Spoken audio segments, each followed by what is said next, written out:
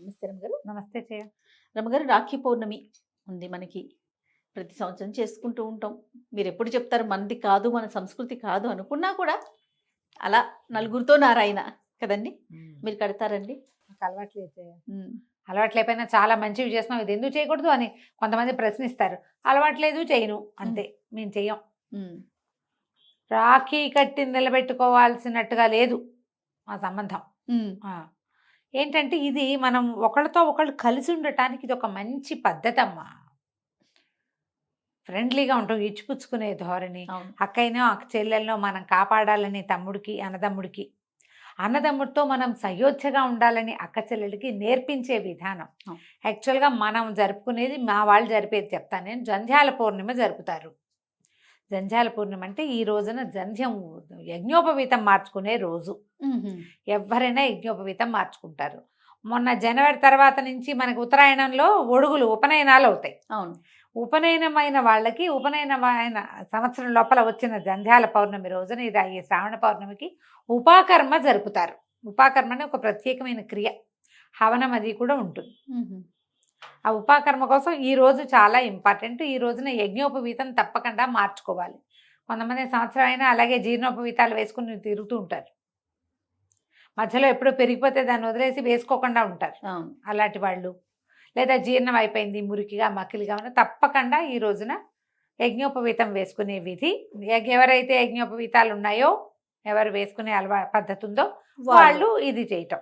ఈ రోజున పౌర్ణమి రోజున ఈ రాఖీ పౌర్ణమి అంటావా, నేను చెప్పాను కదా, ఒకళ్ళతో ఒకళ్ళు మానవ సంబంధాలు మెరుగుపరచుకోవడానికి ఇది ఒక అవకాశం. ఉమ్, మన వాళ్ళు మన బజరంగ దళ్ వాళ్ళు ఈ ఎక్కడైనా పిల్లలు కనపడితే వాళ్ళతో ఒకరికొకరు రాఖీలు కట్టించేటాలు అలాంటివి కూడా చేస్తారు. రాఖీ కట్టేస్తే మనం అన్నదమ్ములు, అక్క చెల్లెళ్ళు ఇలా అయినట్టు, అక్క తమ్ముళ్ళు, అన్న చెల్లెళ్ళు అయినట్టు.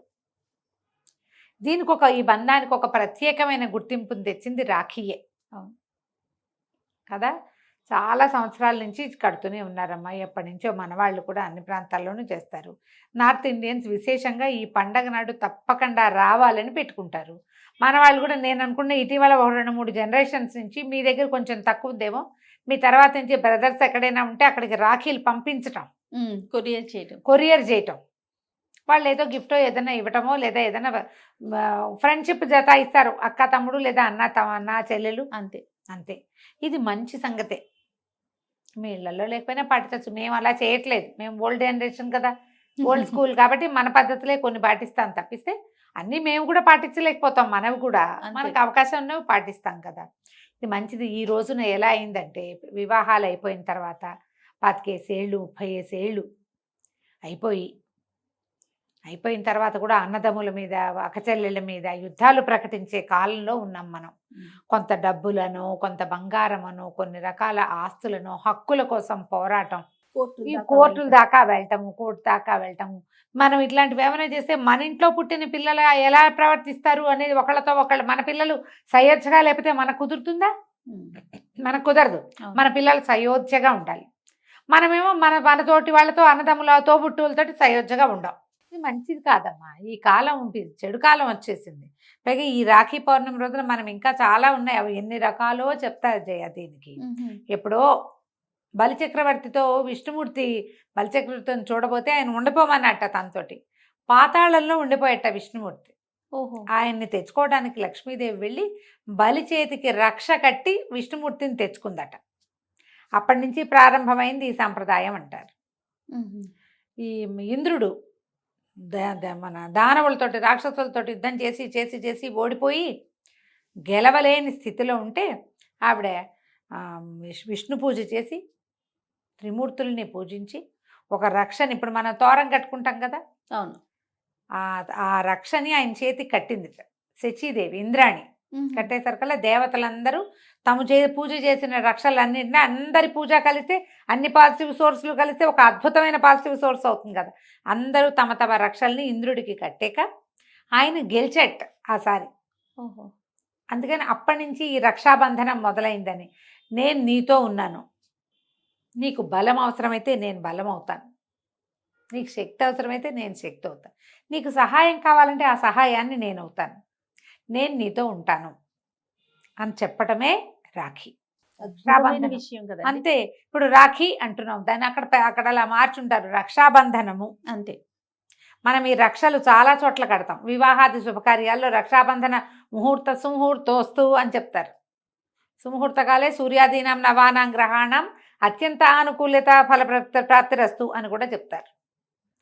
అది ఖచ్చితంగా చేతిలో అక్షింతలు వేసి వెనక్కి తిప్పించి కట్టిస్తారు. మనం కూడా తోరాలు ఖచ్చితంగా కట్టుకుంటాం. ఇది రక్షణనిస్తుంది. ఈ విధానాన్ని అనుసరించదలిచిన వాళ్ళు చక్కగా అనుసరించండి అమ్మా. కొత్త వాళ్ళు కూడా చక్కగా చేయొచ్చు. మన అలెగ్జాండర్ భార్య, ఆమె పురుషోత్తముడికి పంపించిందని ఒక రక్షాబంధనం, ఆ దానిని మన్నించి ఆయన అలెగ్జాండర్ దొరికిన చంపకుండా వదిలిపెట్టాడని చెప్తారు.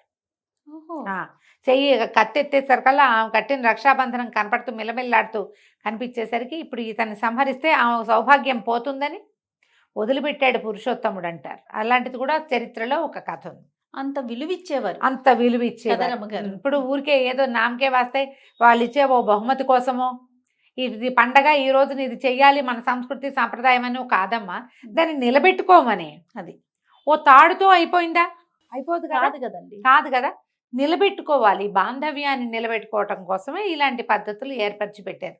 ఇప్పుడు మనం ఎంతసేపు ఫోన్లు, వాట్సాప్లు, ఫేస్ టైంలు వచ్చేసినాయి చేయం.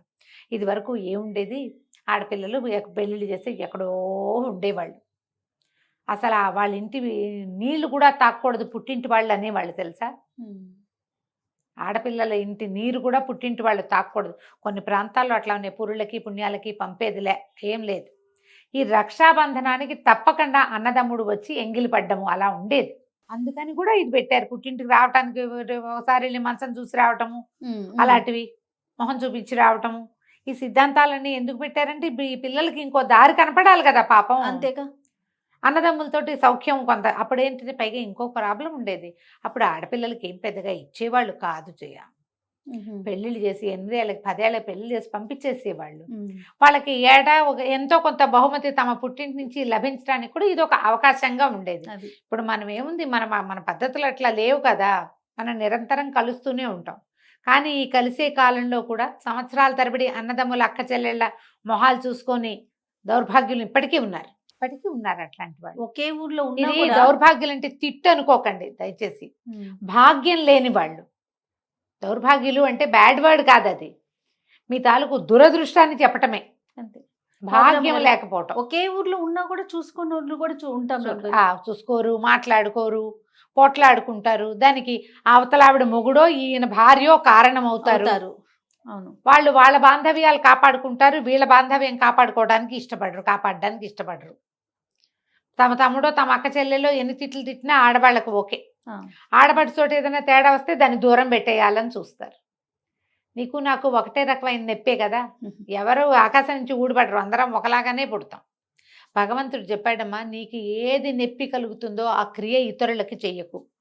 నువ్వు ఎంత పుణ్యం చేసినా, ఎన్ని పూజలు చేసినా, ఎంత దానం చేసినా నీకు ఫలితం రాదు. నీకు నొప్పి కలిగే క్రియని నువ్వు ఇంకొకళ్ళకి చేయకూడదు. అద్భుతమైన ధర్మం అదొకటే. నువ్వేం దానం చేయకు, ఏం చేయకు. కానీ అయ్యో నాకు బాధగా ఉందంటే వాళ్ళకు కూడా బాధగా ఉంటుంది, వాళ్ళని పని చేయకూడదు అని మానేయాలి. అది నిన్ను కాపాడుతుంది. ఈ కుటుంబాల్లో ఎలా వచ్చేసిందంటే, ఏమిటో డబ్బులు కట్టుకుపోము సాము. మనమన్నే చూసాం 4-5 ఏళ్ల క్రితం, ఎందుకు చచ్చిపోతామో తెలియకుండా పుసుకుని చచ్చిపోయారు ఎంతమందో. అవునండి, కారణం తెలియకుండా పోయాం కదా, ఇప్పటికీ పోతున్నాం. మర్చిపోతాం కదా, మర్చిపోతున్నాము. మర్చిపోతే ఎట్లా? ఒక్కసారి కనుక తప్పిందంటే భగవంతుడు ఇది మన మీద నుంచి ఆయన చేయి తీసేస్తే గోవిందోహరి మన సంగతి. ఈ డబ్బులో ఇవో ఏముంది, బతుకున్న నాళ్ళు ఇప్పుడు అసలు 2-3 ఒకళ్ళు ఇద్దరే కదమ్మా. అన్నదమ్ములు అక్క చెల్లెల్ని కాపాడుకోపోతే ఎట్లా? ఒకళ్ళ కోసం ఒకళ్ళు ఎంతో కొంత ఉండాలి కదా. వాటి కోసం, మెటీరియలిస్టిక్ థింగ్స్ కోసం ఎక్కువ పాకులాడకండి. ఒకవేళ అది అలాంటిది ఏదైనా మీ మధ్య ఉన్నా తమ్ముడే, పేకాటే. వ్యవహారంగా ఉండనండి, బాంధవ్యాన్ని బాంధవ్యంగా ఉంచుకోడు. అది దానికోసం కొట్లాడుకుని ఇవి తెగొట్టుకోవద్దు. దానికి ఆసరా ఇచ్చే పండుగే మన రాఖీ పండుగ. మీ వీలున్నట్టుగా జరుపుకోండి. అన్నదమ్ముడు ఎవరైనా ఉంటే వాళ్ళకు కొంచెం చక్కగా బొట్టు పెట్టి ఓ స్వీట్ ఏదైనా పెట్టి ఈ రాఖీ కట్టి ముందు వెనకాల మీ ఇంట్లో హారతి ఇచ్చి ఎలా చేస్తారో అలా అట్లా చేయండి. టీవీలో యూట్యూబ్లో చూడండి ఎలా చేయాలో బాగా చూపిస్తారు. అది చూసి ఫాలో చేసి చక్కగా చేయించండి. మీ ఇంట్లో ఇద్దరు పిల్లవాడు ఉంటే వాళ్ళతో కూడా. పిల్లతోటి పిల్లవాడికి చక్కగా రాఖీ కట్టించండి. దాన్ని బాగా చూసుకోవాలి. దీని అర్థం అది కడుతుంది నీకు, నువ్వు గిఫ్ట్ ఇస్తావు కాదు.